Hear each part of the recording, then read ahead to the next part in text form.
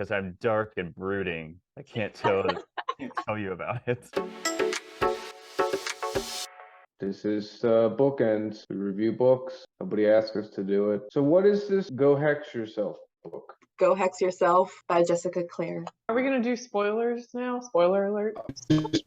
Because I guess it starts with Reggie Johnson. She's the main character. She has kind of a shitty upbringing. Her parents are con artists and they con her. So she's like in debt. whoa, what? They like use her name and identity for credit cards and then they max them out. And they had her take out a loan because they told her mom was in the hospital and she wasn't. So, goals. When we find her, she is, just trying to make ends meet. So she takes this job, which is a very vague ad, and she just assumes, because it mentions magic, that the job is for her favorite game, Spellcraft the Magicking, which if you aren't aware is basically Magic the Gathering, but you can't say Magic the Gathering because apparently they're very litigious. So Spellcraft I the was Magicking. thinking that was the case, but thank you. But it turns out the ad was spelled, so only someone who was capable of magic could see it. She's capable of magic, is what you're saying? But she doesn't know it. Exactly. Obviously. She doesn't know it. It's a live-in position, so she has to live with this older lady. She goes by Auntie or Aunt Drew. Reggie doesn't believe in magic, though, so she thinks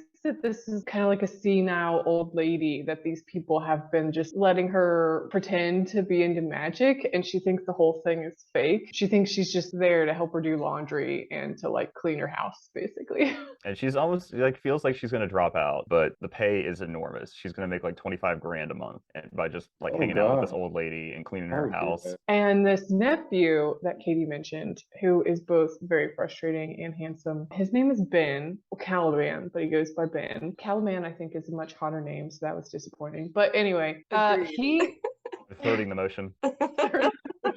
motion passes. Oh, he thinks it's a terrible idea because he knows she doesn't believe in magic. He's just like grumpy, keeps telling his aunt that she just needs to fire Reggie. He's concerned about this newbie living with her, and he decides to move in so he can force her to quit. Ben's kind of cool because warlocks in this time are basically employed to do corporate sabotage. What does that even mean? They do like luck charms and do weird things to like try and affect the stock market with their magic instead of turning people into newts and the like. What is the aunt like? Does she sort of keep them together? Does she want to play matchmaker? What is going on? What's the chemistry here? You totally called it. That's insane. Yes, she's like 2,500 years old from ancient Rome. I guess witches get magic because you're a descendant of the gods. And she's a bit eccentric. She doesn't say a lot of like modern phrases, right? Yeah, the whole point of the book is that she put an ad for Familiar to set up with her nephew Ben. And she this is the whole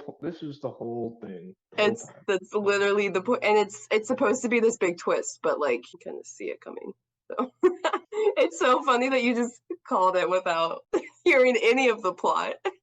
We should explain like what maybe a familiar is, because that's what she's Oh, hired that's to a good be. point. Aunt Drew had a familiar named Lisa, who she really liked, but Lisa is like, they keep describing her as like 24 months pregnant or something, and I couldn't tell if that was like real or just a joke, and they're just admit like she looks huge. But anyway, so Lisa's super pregnant, and she can't be a familiar for right now, so that's why Aunt Drew is looking for a new familiar, or so we think. The familiars basically act as a well of magic for the warlocks and witches to call upon, so that like Aunt Drew can cast her spells, and in return she's kind of teaching them, sort of an apprenticeship kind of situation. So our main character, she eventually believes in magic, right? Aunt Drew tries to introduce her by doing spell after spell, and Reggie basically explains them all away logically, which is hilarious, until Aunt Drew gives her a ring and says, go spy on this other witch, put this ring on, and then she turns into a cat. Okay. Yes, this is real. Did not see that coming. She almost gets eaten by a dog. It's very traumatic. Ben saves her, which was their first non-hostile interaction, and the romance ensues. Now, did He's she very turn attracted back to into her. a human before that happened? Great question, Clayton. Yes, she does. Okay, good. But she lost her clothes, which is why now we have the scene where Ben shows up and she's naked in the street and he's just holding her, saying, "I'll take care of you." I see. Sure, this is a trope. That's sneaky. Naked woman in the street That's definitely trope. that's definitely Naked woman in the street trope. Reggie starts diving into being an actual familiar now. Andrew just starts doing weird things, like she is out playing bingo and calls Reggie and is like, oh, by the way, Lisa's cursed, and also all of my familiars get cursed. But we'll talk about it later. It'll be fine. And then she just like hangs up, and Reggie's like, what? So her and Ben end up playing cards to like make her feel better, and they have their first like makeout session on the couch. While this is happening, she gets a text from her friend Penny, and we haven't mentioned Penny yet, but Penny is skeptical of Ben, and so she texts her, Reggie, at this exact same time and is like, hey, by the way, I just found out Ben murdered his parents.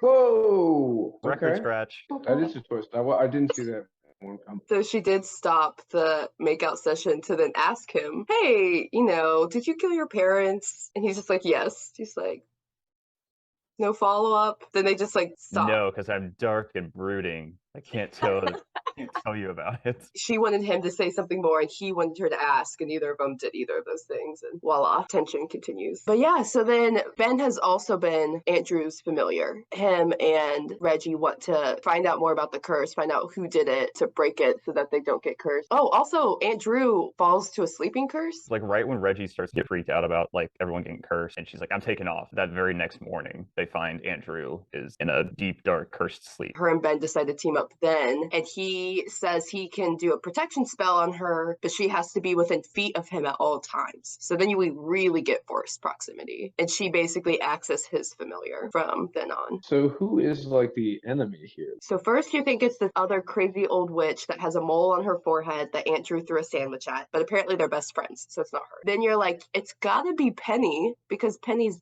desperate to be a familiar, and she keeps popping up at all the wrong times. Turns out she's just a lovely person. And then they like visit some other familiars who were also cursed to talk to them, one of which is a cat in the house, and he's totally a pervert. He like watches her shower and stuff, and like licks his balls on her bed. So animals can also be familiars, and No, he was cursed. He was cursed to be a cat. Oh, we should explain this to you about how curses work. You curse someone on a tablet of some kind, like you write the curse and then you hide the like tablet. An iPad? No, like a That line was in the book. lead. Did you read this? Did you read this, Clayton? That line was literally in the book. And you hide the tablet. And if someone finds their own cursed tablet and breaks it, that's how you break the curse, basically. So this cat has been cursed to be a cat, and they've never found his curse tablet, so he's just been stuck as a cat. Oh, God, that kind of sucks. They meet Gwen, who is a sex witch. And what is that? I'll leave it. Someone explain what a sex witch is. I guess you could generate energy or mana from sexual acts. She used to also be Andrew's familiar, and she was cursed once upon a time, which she has since broken. So that's why they go to ask her. And they think that Andrew has left some tablets in the bottom of a well on her property. So Reggie goes into the well, and then she gets stuck, and Ben panics, so he goes down to the bottom of the well to help her, and then they have sex in the well. Oh, okay. All right.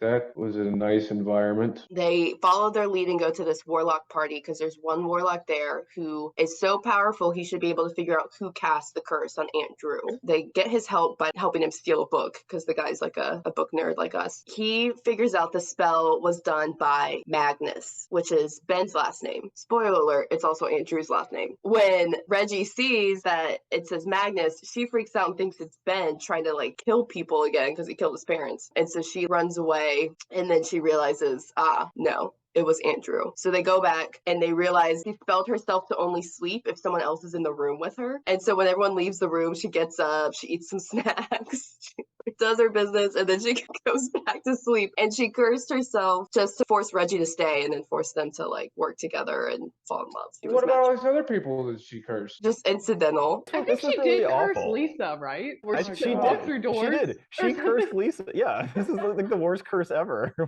Why? It was all part of her plan. Yeah, so Andrew keeps Lisa as her familiar, and then Reggie becomes Ben's familiar, which was the plan all along. Well, that's cute. Oh, I guess we never artist. did explain why Ben killed his parents. Yeah, I was going to say that. What happened there? They were doing sketchy ass magic, and the witch council was gonna slowly kill them or torture them or something, so he like mercy killed them. They caused the bubonic plague. What should we do? What should we review? What was your favorite spell? Oh, I like that. There's the you can't walk through doors anymore spell. Touch doorknobs. Oh, I think Christine's affected by that one. Like currently? Just He because only I'm a uses those germaphobe. foot things are available. She's going to be using those, even if it's twice as hard to open They're the so door. great. Lisa would have done much better post-pandemic. I guess my favorite spell was the corporate sabotage because Ben like made these very intricate candles that like the wick had some of his hair. You had to like make the candles yourself. I just thought the preparation was cool. It seemed very spooky. I will say Maurice being a cat because it turns out that he actually likes being a cat now, and he's okay with not turning back into a human. Reggie asked him, and they have like a blinking system. My favorite was the kind of offering for knowledge spell where they had to give up secrets that they had in order to learn, I guess, the secret of who would cast the spell from Minerva. I thought that was a cool way to do like spell casting where you have to trade knowledge from knowledge. So, and it didn't work the first time because Reggie's secret wasn't good enough. Her secret was that she loved Ben. Lame. Everybody already knew that. Ben's secret was that he was rearranging the books in the library so that Reggie wouldn't leave. We didn't No. talk about this at all. Reggie's like a neat, freak, crazy organizer person. So Reggie takes all the books out of the library and tries to organize them, but it's taking her forever to put them back. You find out that Ben was actually like moving them around so she could never finish the project.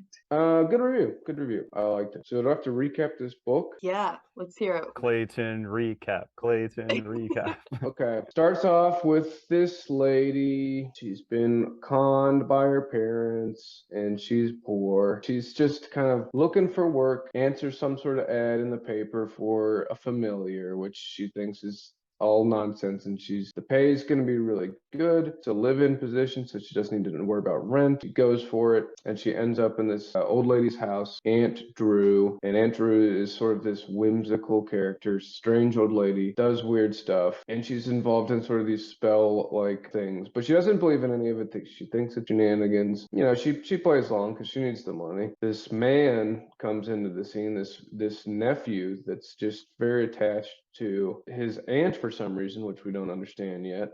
And he doesn't like this familiar that she's hired. She thinks that she doesn't believe in magic. What good is she doing here? Over time, there's sort of a little bit of a tension and sort of like maybe there's something going on there. I think they're getting to know each other, and then she finds out that he's murdered his parents, and that breaks their trust that they've just started to form. Yada, yada, yada. And all of a sudden, everybody starts getting cursed. There's people being cursed to turn into cats, people being cursed, they become pregnant, all sorts of bad stuff going on. And they need to investigate it. And so they're forced to team up with each other. They need to solve this mystery. And, they kind of bounce around all over town. They talk to a bunch of interesting people and cats and animals. They go into a well. There's a well scene. It's, the fire is kindling this whole time. They're not really getting any closer, or maybe they are getting a little bit closer to solving the mystery, but they're getting closer to each other. And at the end of this thing, they find out, lo and behold, it was Andrew the whole time. He was sneaky, and she was the whole point of all this, she didn't need a new familiar. She was fine on her own, maybe. But she set him up this whole time. She's playing matchmaker for her beloved nephew. That's all. And then everybody's still cursed, and then she eventually dies. Excellent. That was so good. We need to put a disclaimer before No. Clayton does this. No, this is sick. And there's a disclaimer at the bottom. It's like, book review, has not read the book. This is going to be so cool looking. I like That was actually just a good review, too. Like, it was Yeah, Was it basically close? right. Was it close? Yeah, if anything, you added more things that would make the book even more interesting. It's funny that you remember all the little obscure details and then the way that you rearranged them though in your story. It's fun. I liked it though. Good rom-com book. I'm gonna give it a 3.6. Sweet. Okay, any ideas for what we may read next? Flock is the first one. The author, it's Kate Stewart. Oh, I was That'll just gonna say, I heard it is like an emotional roller coaster. We'll see if I can hold it together. Yeah, Michael, I'm a little worried about Michael. And yeah, that's it. That's all. Bye. See ya. Bye, Clayton. Bye. Bye. I guess we do a quick call to action. Make sure to check out our videos on BTL, book discussion. You just click the button, the ring the bell button. You just click it. Do all of the things.